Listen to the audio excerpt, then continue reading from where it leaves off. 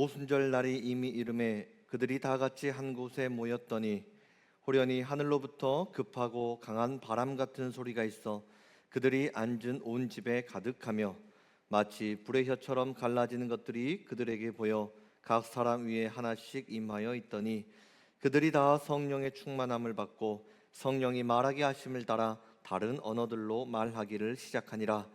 그때에 경건한 유대인들이 천하 각국으로부터 와서 예루살렘에 머물러 있더니 이 소리가 나매 큰 무리가 모여 각각 자기의 방언으로 제자들이 말하는 것을 듣고 소동하여 다 놀라 신기하게 여겨 이르되 보라, 이 말하는 사람들이 다 갈릴리 사람이 아니냐? 우리가 우리 각 사람이 난 곳 방언으로 듣게 되는 것이 어찌 됨이냐? 우리는 바데인과 메데인과 엘람인과 또 메소보다미아, 유대와 갑바도기아, 본도와 아시아, 부르기아와 밤빌리아, 애굽과 및 구레네에 가까운 리비아 여러 지방에 사는 사람들과 로마로부터 온 나그네 곧 유대인과 유대교에 들어온 사람들과 그레데인과 아라비아인들이라. 우리가 다 우리의 각 언어로 하나님의 큰 일을 말함을 듣는도다 하고 다 놀라며 당황하여 서로 이르되 이 어찌 된 일이냐 하며 또 어떤 이들은 조롱하여 이르되 그들이 새 술에 취하였다 하더라. 아멘. 미국과 캐나다 경계에 가보면 굉장히 유명한 그 나이아가라 폭포가 있습니다. 폭포의 높이가 한 57m 되고요. 저 폭포의 폭이 약 1.1km 정도 된다고 합니다.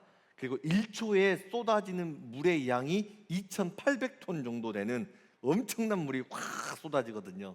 몇 년 전에 한번 다녀온 적이 있는데 그 소리가 물이 막 폭포수처럼 쏟아지는 소리가 굉장히 장엄합니다. 요한계시록을 보면 하나님의 음성이 많은 물소리처럼 들린다. 야, 천국에 가면은 저런 음성들, 이런 광대한 광경들이 펼쳐지겠구나, 이런 생각을 한 적이 있는데요. 저렇게 많은 물이 쏟아지다 보니까 19세기 말에 니콜라 테슬라라고 하는 과학자가 저 물을 이용을 해서 수력 발전기를 만들면 어떨까, 전기를 만들어 보자, 이 아이디어를 내서 저곳에다 수력 발전기를 만들어 버립니다. 그래서 매 초마다 쏟아지는 엄청난 물의 힘을 이용을 해서 전기를 사용해서 미국과 캐나다가 많은 전력의 이득을 보지 않았습니까? 그런데 이 나이아가라 폭포보다 더 위대한 힘으로 세상을 변화시키는 능력이 하나 펼쳐집니다. 그것이 바로 오늘 본문의 성령 강림 임재 사건입니다.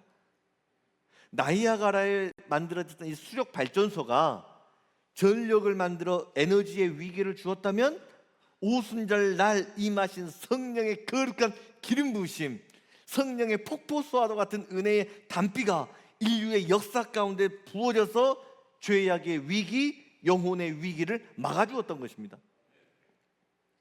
성령 강림 사건으로 별 특별할 것이 없었던 예수님의 제자들, 세계 역사를 이끌어가는 주인공이 되었습니다.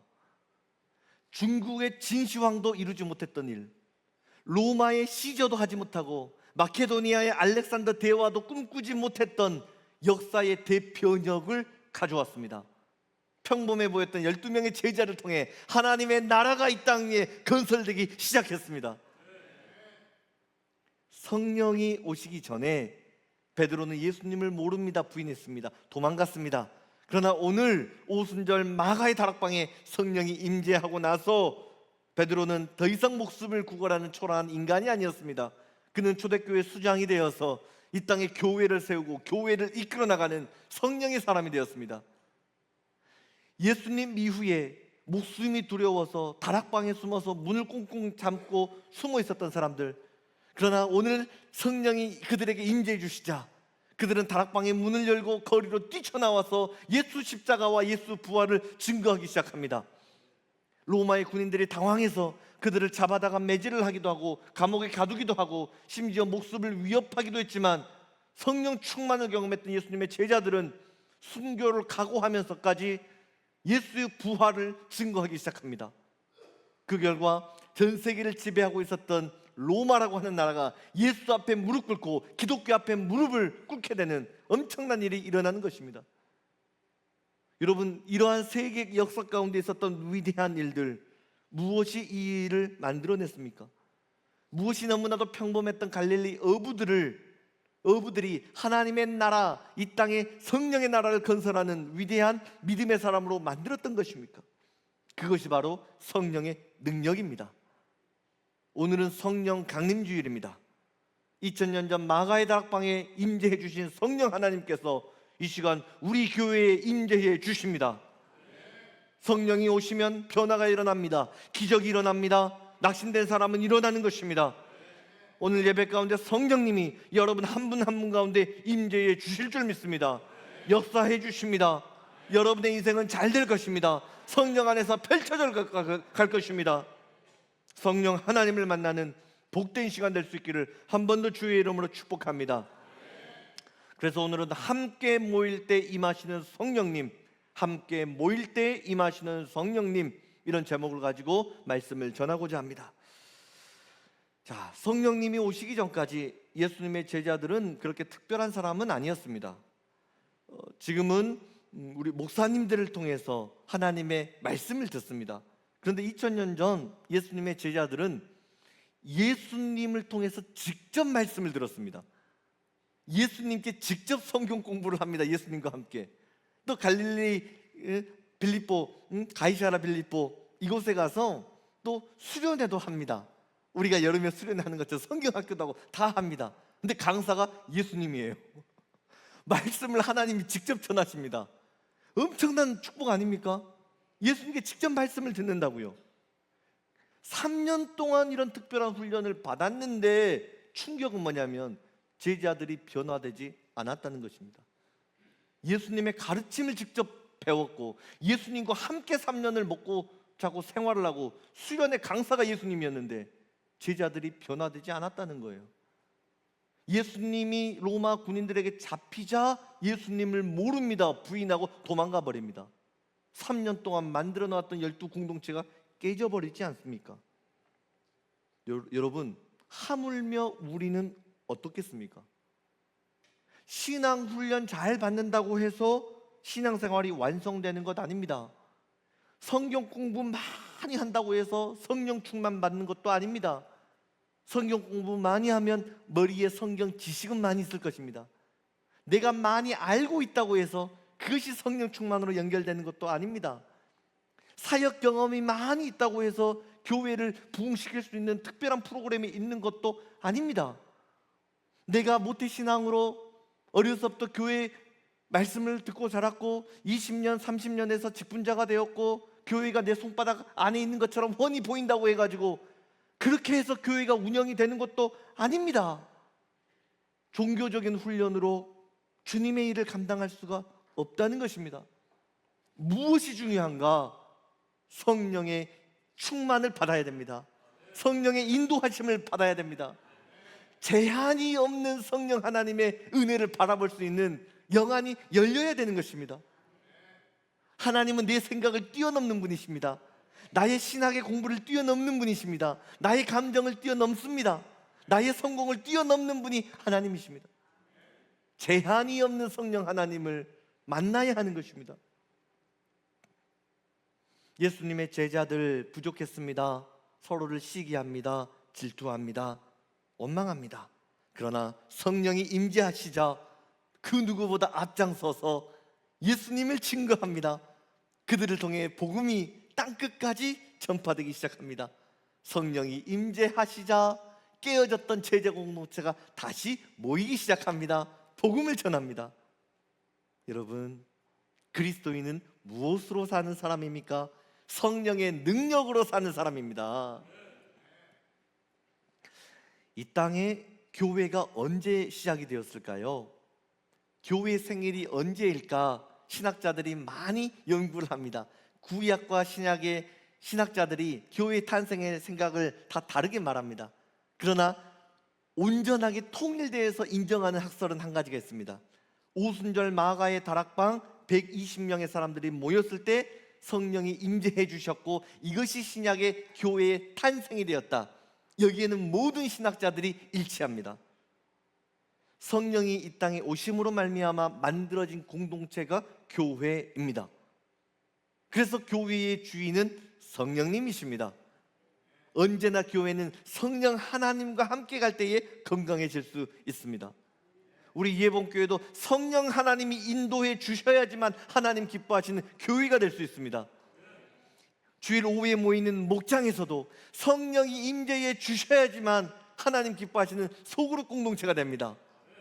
일속부터 육속교회도 성령이 기름 부어 주셔야지만 부흥할 수 있는 것입니다. 왜냐하면 교회의 주인은 성령님이시기 때문입니다. 소그룹의 주인도 성령님이십니다. 속교회의 주인도 성령님이십니다. 소그룹으로 모일 때마다 성령 하나님을 사모할 수 있기를 축복합니다. 속교회로 모이고 목장으로 모일 때마다 성령님을 갈망하시기를 바랍니다. 모여서 식사를 하든 봉사를 하든 주의 이름으로 모일 때마다 성령님 우리 모임 가운데 임재하여 주시옵소서. 성령님과 함께 믿음으로 달려갈 때에 사역이 되고 기적이 펼쳐지는 것입니다. 자, 오늘 본문 1절을 보니까요, 성령은 언제 오셨는가? 1절에 오순절 날이 이미 이름에, 성령의 역사가 일어난 날을 오순절 이렇게 기록을 하고 있습니다. 구약에서 이 오순절은 원래 무엇이었냐면 유대인들이 출애굽을 기념하며 지켰던 절기가 유월절입니다. 구원받은 은혜를 감사하는 것이죠. 유월절이 끝나고 7주 후에 지켰던 절기라고 해가지고 구약에서는 이걸 칠칠절이라고도 합니다. 그리고 이날 보리와 맥주를 추수해서 감사 예배를 드렸기 때문에 맥주절이라고도 합니다. 그러니까 칠칠절, 맥주절 같은 이름이죠. 이것이 신약으로 넘어오면서 예수님이 부활하시고 나서 7주 후 그 다음 날 50일이 되는 날 성령이 오셨기 때문에 이 날을 오순절이라고도 합니다. 50일이 됐기 때문에. 그리고 이날 성령이 오셨기 때문에 성령 강림절이라고도 합니다. 그리고 이날 교회가 만들어지니까 교회의 생일이 되는 것입니다.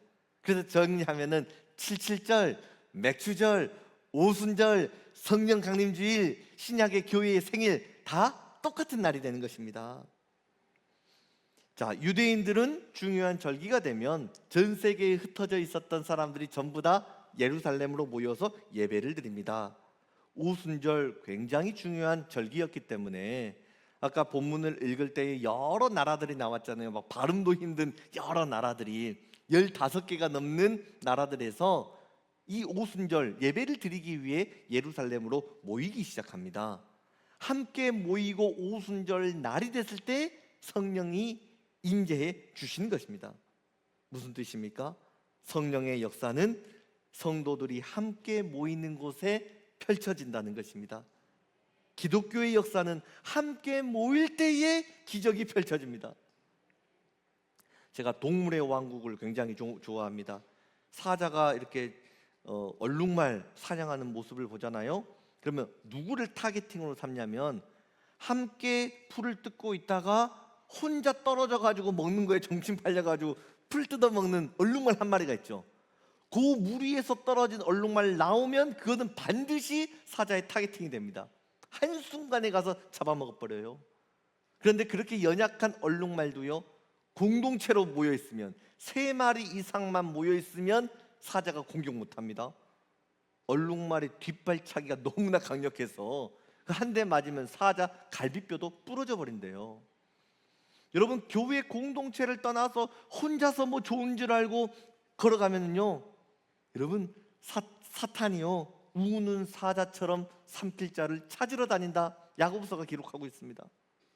그러나 교회로 모이고 말씀으로 모이고 예배로 모이고 목장으로 모이면 어둠의 영이 공격하지 못하는 것입니다. 전도서 4장 12절, 한 사람이면 패하겠거니와 두 사람이면 말설 수 있나니 세 겹줄은 쉽게 끊어지지 아니하는지라. 혼자 있으면 넘어지지만 함께 모이면 끊어지지 않습니다. 그래서 교회의 생명력은 어디에 있는가? 모이는 것에 있습니다. 예배로 모이고 기도로 모이고 말씀으로 모이고 부흥회로 모이고 섬김으로 모이고, 모이면 교회는 살아나는 것입니다. 이 시대의 교회를 어떻게 살릴 수 있겠는가? 예배로 모일 수 있겠는가? 목장으로 모일 수 있겠는가? 모이기만 하면 성령의 역사는 펼쳐지는 것입니다. 그래서 히브리서 기자는 10장 25절 이렇게 말합니다. 모이기를 패하는 어떤 사람들의 습관과 같이 하지 말고 오직 권하여 그날이 가까움을 볼수록 더욱 그리하자. 사탄은 모이지 못하게 합니다. 모이지 않으면 넘어집니다. 그러나 성령은 모이게 하십니다. 모이면 살아나게 되는 것입니다. 그래서 교회는 모이는 것이 힘이다 하는 것입니다. 미스바 광장에 모였습니다. 사무엘이 그 당시에 이스라엘 사람들을 보고 나라를 보니까 희망이 없습니다. 사사시대 끝자락입니다. 복음이 다음 세대에게 연결이 되지가 않습니다. 그 시대에서 영성이 끝나버리고 교회가 무너질 것 같았습니다. 길이 보이지 않습니다. 그때 사무엘이 했던 것, 이스라엘 사람들 미스바로 다 모이자고 합니다. 그리고 하나님 앞에 처절히 매달려 기도하기만 시작합니다. 예배를 합니다. 찬양을 합니다. 그러나 그때에 하나님께서 하늘의 문을 열어주시고 천둥벼락을 내리쳐서 블레셋이라고 하는 나라를 패하는 것입니다. 그렇게 해서 이스라엘이 여러분 살아나지 않았습니까? 포로 기유한 이후에 교회가 되지 않습니다. 예배가 되지 않습니다. 에스라가 어떻게 합니까? 마음이 있는 사람들은 교회로 모이십시오. 광장으로 모이십시오. 이렇게 해서 포로 귀환 이후에 하나님께 예배드리는 예배의 시작이 일어난 것 아닙니까? 여러분, 교회는 모이는 공동체입니다. 함께 모여야 하는 것입니다. 자, 계속해서 1절을 보니까요, 오순절 날이 이미 이름에 그들이 다 같이 한 곳에 모였더니, 자, 다 같이 한 곳에 모여 있었다. 이 구절을 성경 주석과 바클레이는 그들은 한 몸, 한 뜻, 한 마음이 되어 있었다, 이렇게 해석을 합니다. 단순히 같은 공간에 모여 있었다는 뜻이 아닙니다. 마가의 다락방에 모여서 마음을 나누고 몸을 나누고 생각을 나누고 신앙을 나누는 영적인 가족이 되었다는 뜻이었습니다. 마가의 다락방에 모였던 120명이 하나의 공동체가 되기 위해서는 10일, 열흘이라고 하는 시간이 필요했습니다. 예수님은 부활하시고 나서 40일 만에 승천하셨습니다. 그리고 마가의 다락방에 모여 제자들은 기도하는데 오순절, 그러니까 예수님 승천하시고 나서 정확히 부활하신 지 50일이 되는 날 성령이 임하셨거든요. 그러면 예수님 승천하고 나서 성령이 오기까지 10일 동안 모여서 기도하고 있었다 하는 것입니다. 근데 여러분, 이상하죠? 모일 때 성령이 오신다고, 또한 기도하면 기다리면 성령이 오신다고 예수님 말씀하셨으니까 120명이 모여 있으면 그날 성령이 오시면 되잖아요.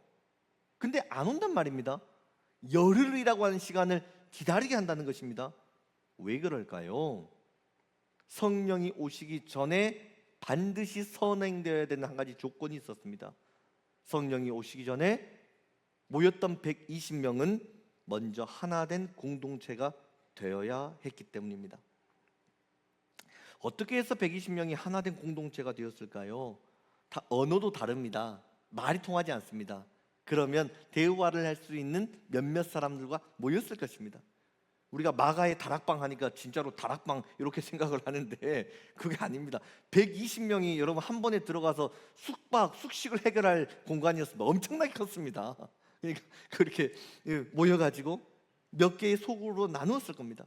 그리고 성령이 오기까지 당신은 어디서 왔습니까? 예수님은 어떻게 알게 됐습니까?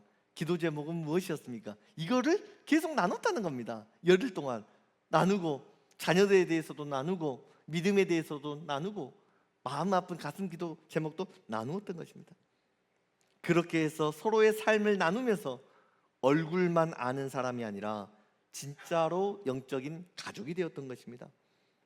마음이 하나가 된 공동체가 되지 않으면 교회는 세워질 수 없는 것입니다. 그렇게 그 사람들이 삶을 나누고 기도 제목을 나누며 마음이 하나가 되었을 때, 다 같이 한 곳에 모여 있을 때 성령님이 임재해 주셨습니다. 여러분, 그래서 성도들의 모임은 세상 친목회와는 다릅니다. 동아리 모임이 아닙니다. 그냥 모여서 먹고 마시고 놀고 즐기는, 여러분, 그런 모임이 아닙니다. 마태복음 18장 20절, 두세 사람이 내 이름으로 모인 곳에는 나도 그들 중에 있느니라. 우리가 다음 주에 기관으로 모이게 됐는데, 기관으로 모일 때 그 중심에 예수님이 계십니다. 오후에 목장으로 모일 때 그 중심에 예수님이 계십니다. 우리는 그걸 인정하고 모이는 사람들이다 하는 것입니다.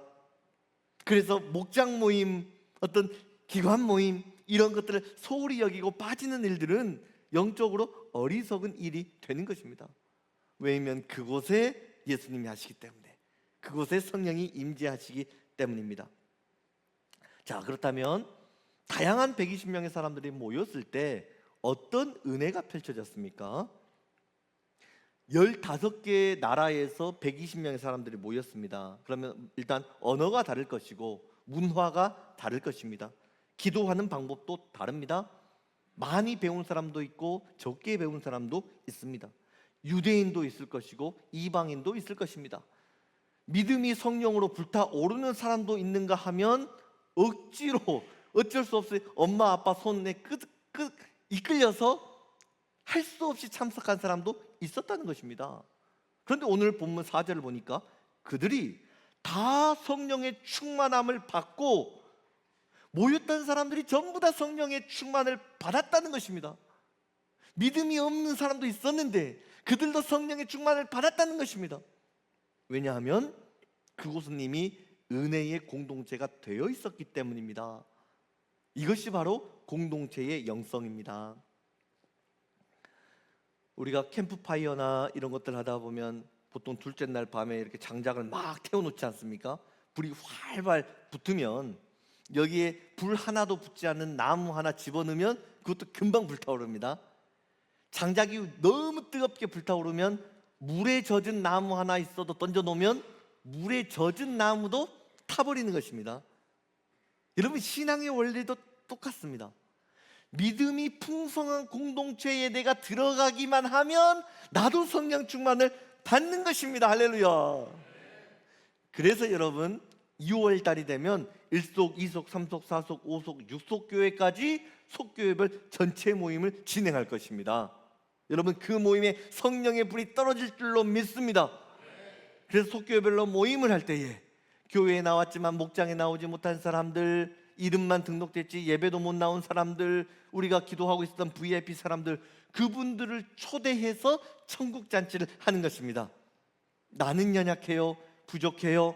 그러나 속교회가 모여서 믿음의 공동체가 되어 있으면 왔다 갔다만 했던 사람들이 은혜를 받게 되는 것입니다. 예수님의 사랑을 만나게 되는 것입니다. 여러분, 속교회 전체 모임 이제 다음 주나 그 다음 주에 공고가 될 텐데, 그 모임이 열리시면 여러분 힘을 내서 참석할 수 있기를 축복합니다. 가면 은혜 받습니다. 가면 천국의 기쁨을 누리는 것입니다. 그래서 우리 교회가 성령 공동체, 뜨거운 은혜의 공동체가 되기 위해서는 나 한 사람이 너무나 중요한 것이죠. 내가 뜨거운 성령의 불이 되어 있으면 옆에 있는 연약한 사람도 같이 성령의 불로 불타오를 수가 있습니다. 그런가 하면 내가 영적인 가론 유다가 되어버리면 그 공동체를 무너뜨릴 수도 있다 하는 것입니다. 자, 그러면 우리가 목장으로 모이고 속으로 모였을 때 무엇을 해야 하는 것입니까? 마가의 다락방에 모였던 이 사람들, 성령이 오셔서 성령은 무엇을 보게 하셨습니까? 첫 번째로 그들은 성령의 음성을 들었습니다. 본문 2절을 보니까 호련히 하늘로부터 급하고 강한 바람 같은 소리가 있다. 여기에서 이 바람이라고 하는 단어, 헬라어나 히브리어나 바람, 성령 똑같은 단어입니다. 그러니 바람 같은 소리가 성령의 소리를 들었다는 것 아닙니까? 바람이 파도가 거세게 한번 쳐버리면, 바람이 강하면 배도 삼켜버립니다. 나무도 뽑아버립니다. 집을 날리기도 합니다. 바람은 능력입니다. 무슨 뜻입니까? 성령 하나님은 능력 많으신 주님이시라는 것입니다. 바람은 또한 생기라고 하는 단어와도 동의어입니다. 에스겔 37장을 보면 마른 뼈 다 죽어가서 말라 비틀어진 뼈만 있습니다. 그러나 하나님이 에스겔에게 말씀 주시고 태어나라 말씀하시기를, 생기야 사방에서부터 와서 이 죽임을 당한 자에게 불어서 살아나게 하라. 생기, 성령은 살리는 영이다 하는 것입니다. 성령이 오시면 여러분의 자녀들이 영적으로 살아납니다. 가정이 사는 것입니다. 교회가 살아납니다. 믿음이 살아납니다. 오늘 본문에서는 이 바람 같은 성령의 소리가 급하고 강하게 일어났다. 여러분, 성령의 바람, 지중해 연안을 돌아서 유럽과 전 세계를 휩쓸기 시작합니다. 그 엄청난 성령의 바람이 우리 100년 전에 한국 땅에도 떨어져서 불교 문화를 무너뜨리고 유교 문화를 무너뜨리고 이 땅에 천국의 문을 열어주었던 것입니다. 성령의 소리가 들리면 살아납니다. 하나님의 음성이 들리면 기적이 펼쳐집니다. 목장으로 모일 때마다, 기관으로 모일 때마다, 사역팀으로 모일 때마다 성령의 음성을 들으시기를 바랍니다. 마귀 소리, 원망하는 소리, 남을 험담하는 소리에는 여러분 귀가 닫아져 버리고 예수님의 음성, 찬양의 음성, 천사들의 음성, 성령의 음성이 들려질 수 있기를 축복합니다. 복된 소리를 들을 수 있는 귀가 복된 귀 아니겠습니까? 천국의 소리를 들을 수 있는 그 귀는 성령의 귀가 되는 것입니다. 여러분, 하나님의 음성, 오직 성령의 음성이 들려질 수 있기를 한 번 더 축복합니다. 두 번째로 마가의 다락방의 성령의 역사, 사람의 눈을 열어 보게 했다는 것입니다. 눈을 열어서 보게 만들었습니다. 다시 한번 본문 3절, 마치 불의 혀처럼 갈라지는 것들이 그들에게 보여. 무엇을 봤습니까? 불을 봤습니다. 불은 성령의 임재를 상징합니다. 성령님은 불 같은 분이십니다. 불은 태우는 능력이 있지 않습니까? 성령은 우리의 죄악을 태워버립니다. 사탄 왕국을 소멸시킵니다. 또한 불은 뜨겁게 타오르게 합니다. 넘어져 있었던 사람을 일으켜 세웁니다. 냉랭해져 있었던 심령을 뜨겁게 합니다. 넘어져 있습니까? 질병 때문에 아파하고 있습니까? 성령의 불이 떨어질 수 있기를 축복합니다. 성령의 불이 떨어지면 여러분의 인생은 은혜로 타오르게 되는 것입니다. 다시 한번 기도의 능력으로 타오르고 말씀의 권능으로 타오를 수 있기를 축복합니다. 불의 혀처럼 갈라지는 것을 보았다. 성령이 오기 전까지는 보이지가 않았습니다. 들리지가 않았습니다. 그러나 성령이 오시니까 성령의 역사가 눈으로 보여지기 시작합니다. 성령이 오시면 영안이 열립니다. 볼 수 없었던 것들을 보게 됩니다. 꿈꿀 수 없었던 것들을 꿈꾸게 되는 것입니다. 젊은이들 눈을 열어 하나님의 비전을 품게 되는 것입니다. 우리 영적인 시니어들, 아버지들 눈을 열어 하나님의 나라가 보이는 것입니다. 여러분, 영안이 열려야 되는 것입니다. 내가 보고 싶은 것을 보는 것이 아니라 성령이 보게 하시는 것을 볼 수 있어야 됩니다. 그것이 보여져야 여러분 교회가 살고, 그 비전이 보여져야 여러분의 사업이 하나님의 사업이 되는 것입니다. 사도 바울, 인류 역사상 여행을 제일 많이 한 사람이 아마 사도 바울이 아닐까 싶습니다. 정말 유럽 전역을 다 돌아다니지 않습니까?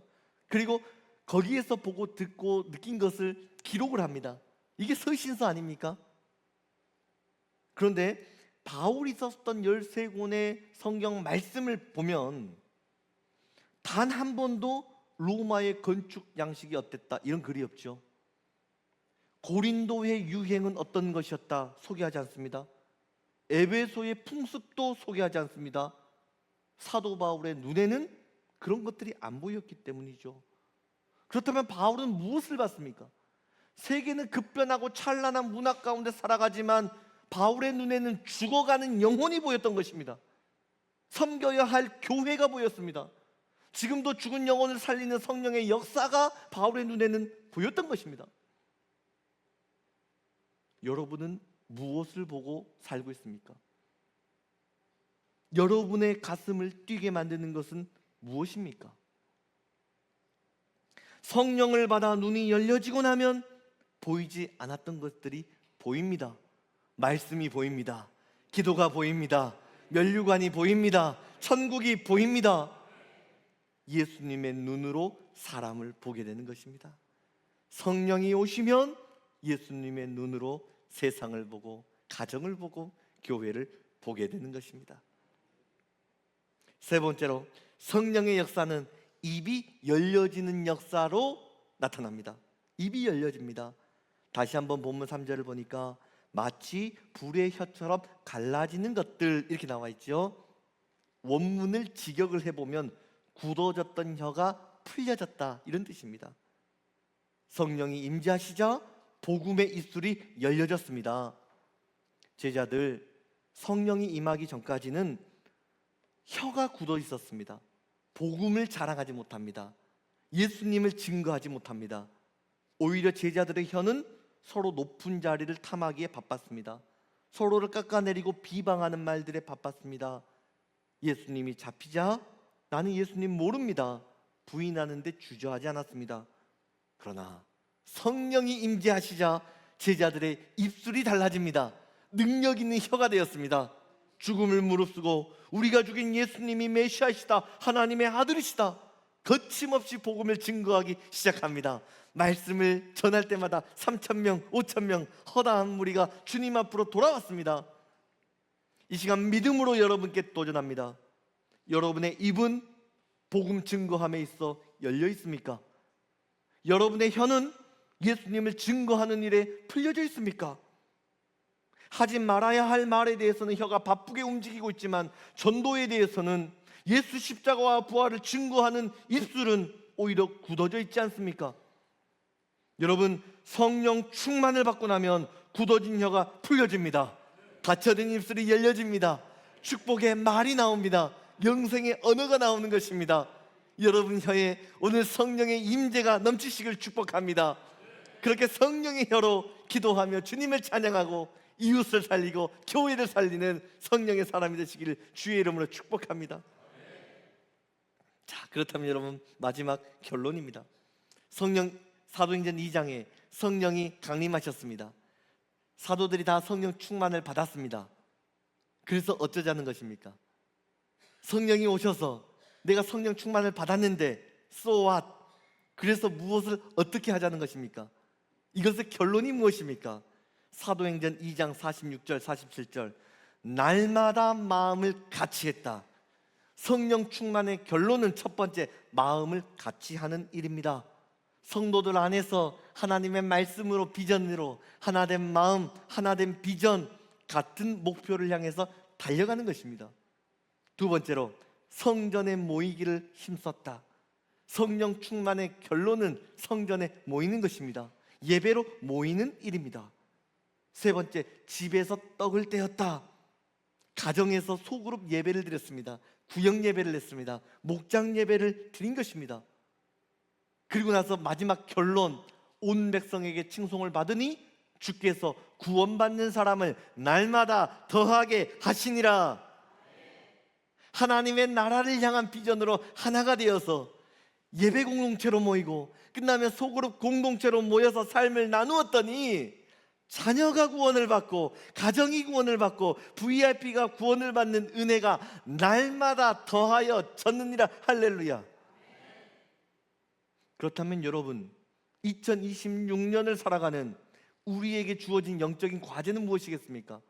우리 예봉교회가 감당해야 되는 사역은 무엇이겠습니까? 첫 번째, 예배로 모일 수 있겠는가? 주일 예배로 모일 수 있겠는가? 수요 예배로 모일 수 있겠는가? 예보노시 금요 찬양 집회로 모일 수 있겠는가? 예배의 공동체를 만들어낼 수 있겠는가? 그리고 두 번째, 예배가 끝나고 나면 소그룹 공동체로 모일 수 있겠는가 하는 것입니다. 그렇게 모여서 성령의 임재를 경험하는 참된 신앙 공동체를 만들어야 됩니다. 여러분, 이거 못 만들어내면, 예배 살려내지 못하면, 끝나고 나서 성도들의 아름다운 교제의 모습을 만들어내지 못하면 여러분, 다음 세대는 없는 것입니다. 누가 이 교회를 지키겠습니까? 그러나 우리가 예배로 모이는 것들을 성공해내고 소그룹으로 모일 때마다 성령의 불이 떨어지고 서로를 위해 간절히 기도할 때마다 눈물샘이 터지고 은혜의 샘이 터지고 기도 응답의 샘이 터져버리면 우리 자녀들이 그 모습을 보고 배우는 것입니다. 야, 예배하면 사는 거구나. 예배 끝나고 서로 손 붙잡고 기도하면 사는 것이구나. 이것을 보이는 것입니다. 그것을 만들어 지역사회를 섬기는 공동체, 믿음의 교회를 만들어내는 것, 여러분, 이것이 우리에게 주어진 과제가 아니겠습니까? 여름이 되잖아요. 우리 교회 앞에 중부도 교회 공원이 있죠. 진달래 공원이 있죠. 그 바로 앞에 제가 사택이 있기 때문에 여름만 되잖아요. 10시, 11시가 됐는데도 동네 아이들이 소리 지르고 놀고 있습니다. 거기서 소리 지르고. 형편이 어려우니 가정에서 케어를 못 받는 아이들이죠. 뭐가 중요한지 어떻게 해야 되는지 모르는 아이들이죠. 아이들이 방치되어서 밤마다 있다는 것입니다. 좀 죄송한 이야기지만 예수님을 모르시는 어르신들이 또 여름이 되니까 런닝을 입고 나와가지고 거기서 화투를 치고 술을 마시고, 여러분 얼마나 안타까운 시간입니까? 정말 그 인생의 노년의 시간에는 자녀들을 위해서 기도해야 되는 시간이고, 자신의 인생을 정리해야 하는 시간이고, 아이들에게 믿음의 유산을 물려줘야 되는 그 소중한 시간에 그 가치를 모르니까, 예수님을 모르니까, 복음을 모르니까, 인생의 노년을 어떻게 보내야 될지를 알지 못해서 그렇게 시간을 보내고 있는 여러분, 이 지역의 주민들 그냥 두시겠습니까?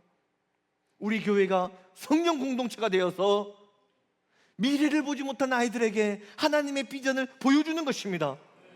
하나님을 알지 못해서 어떻게 인생의 노년을 보내야 될지 알지 못하는 그분들에게 여러분의 어버이의 입술에는 권세가 있습니다. 능력이 있습니다. 자녀를 위해 기도하면 분명히 살아나는 것입니다.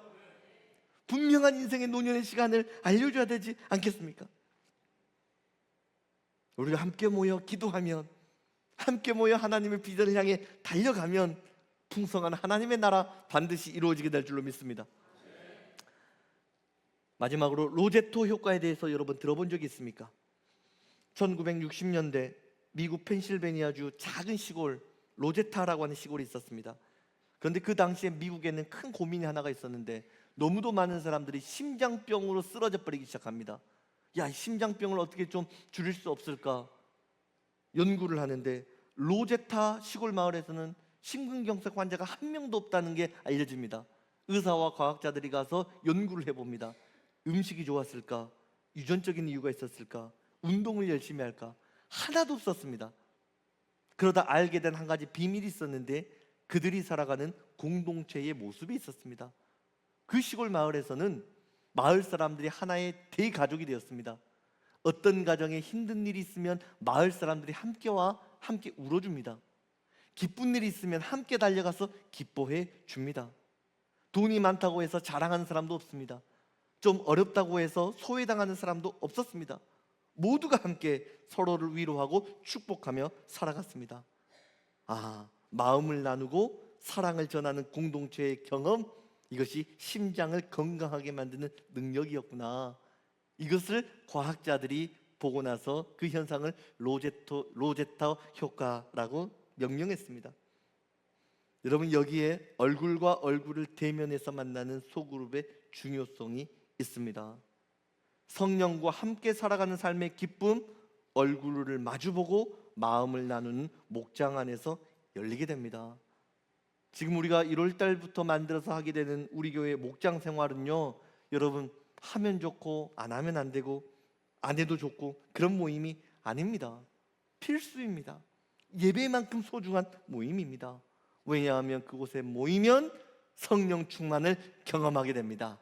사랑을 경험하게 됩니다. 나를 위해 기도해주는 성령의 사람을 만나게 됩니다. 내 힘이, 내 삶의 자리가 일어나게 됩니다. 나 또한 성령 충만을 받고 너를 일으키고 넘어진 사람을 일으켜 세우는 성령의 사람이 되는 것입니다. 1세기 다락방 성도들, 그들은 성령 충만을 받은 다음에 산속으로 들어가지 않았습니다. 뿔뿔이 흩어져서 살지도 않았습니다. 함께 모여 예배하는 예배의 성공자가 되었습니다. 그들은 예배로 모였습니다. 끝나고 나면 목장으로 모였습니다. 삶이 힘들어질수록 성도들은 함께 모여 격려하는 것입니다. 우리 목장, 사역, 우리 교회, 성령이 역사하시는 공동체로 만들어가는 것입니다. 다시 한번 우리 예본 가족 여러분, 믿음으로 도전합니다. 가능하다면 여러분 한 분도 빠지지 마시고 목장에 참여하시기를 바랍니다. 그리고 목장을 천국 공동체로 만드시길 바랍니다. 절대로 형식적인 모임이 되어서는 안 됩니다. 주부를 보면은 시간까지 다 적어두었습니다. 1시간 30분 정도가 적당합니다. 너무 일찍 끝나도 뜨거움이 사라질 것이고 너무 길게 해도 지쳐버리는 것입니다. 시간을 맞춰서 천국 공동체로 만드시길 바랍니다. 그리고 그 공동체에 새 가족이 들어올 수 있도록 VIP 명단을 놓고 기도하시길 바랍니다. 서로의 손을 붙잡고 기도하고 전화하고 함께 사랑의 교제를 나누시길 바랍니다. 부지런히 전도하고 번성해서 천국의 공동체를 키워나갈 수 있기를 축복합니다. 여러분이 목장에서 누리는 기쁨은 천국의 기쁨입니다.